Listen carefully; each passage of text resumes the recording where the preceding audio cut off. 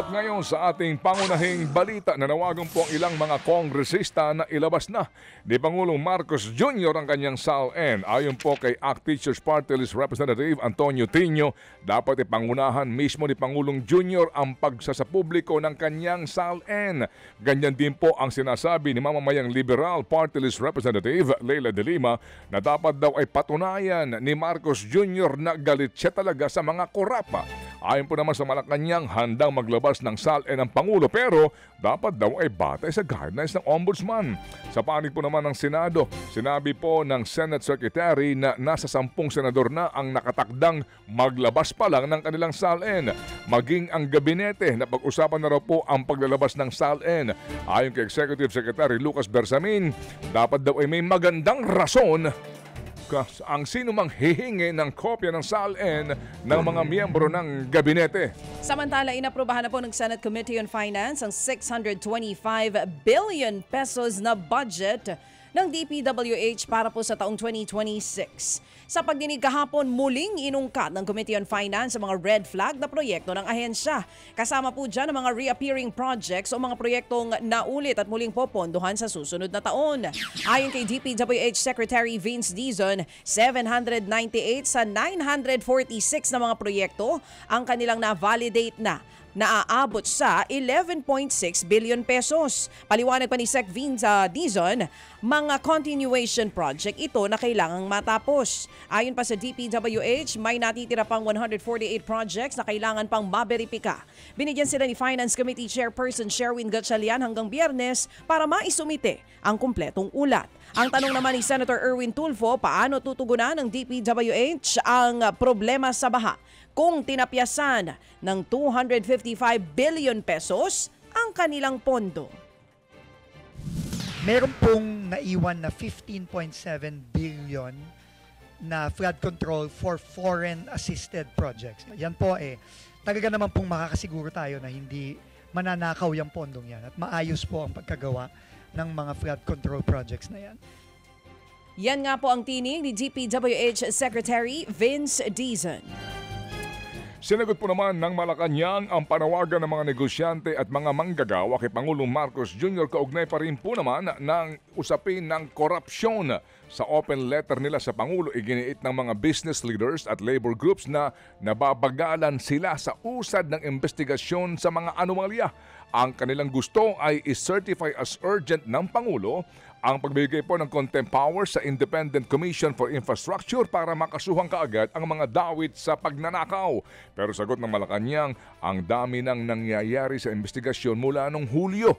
Binigyan din po ng Malacanang na kahit na ang NBI ay wala po naman dang contempt powers pero nagagawa ng maayos ang trabaho nito. Unang-una po, ang NBI po ay isang investigative body pero wala silang contempt powers. Pero bakit sila nakakapag-imbestiga at nakakapag-file ng kaso, nakakapag-endorse sa prosecutor's office para magtuloy-tuloy ang pagsasampa nito sa korte? Meron o wala man contempt powers ang ICI, makikita po natin na sila naman po ay pinupuntahan ng mga pinapatawag nila.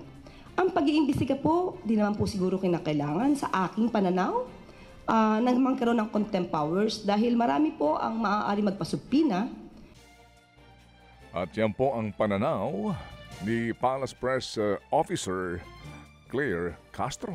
Samantala, hinarang at itinaboy po ng Philippine Navy ang mga iligal na mangingisdang Chinese sa Ayungin Shoal.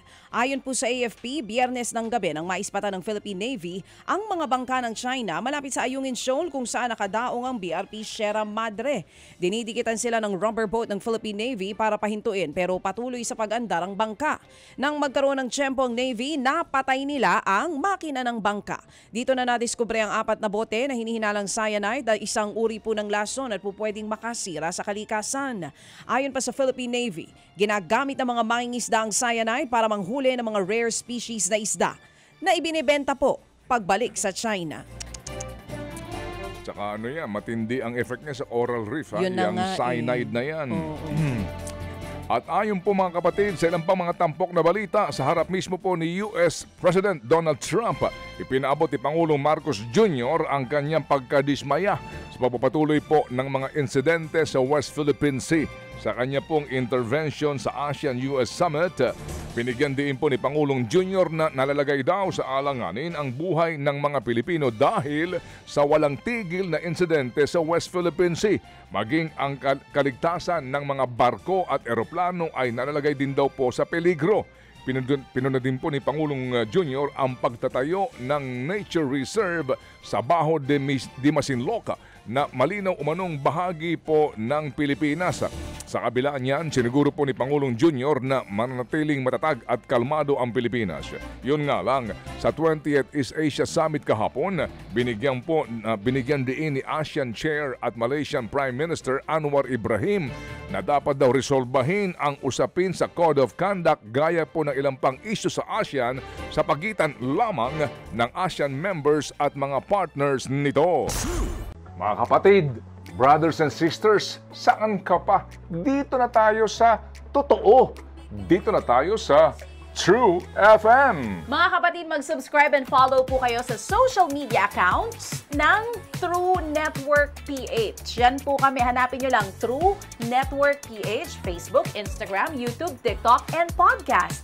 Mapa Apple or Spotify man yan, mahahanap nyo kami. Lahat ng mga napapanood at napapakinggan nyo po sa programa, nasa social media accounts namin yan. So, paano mga kapatid? See you sa social media!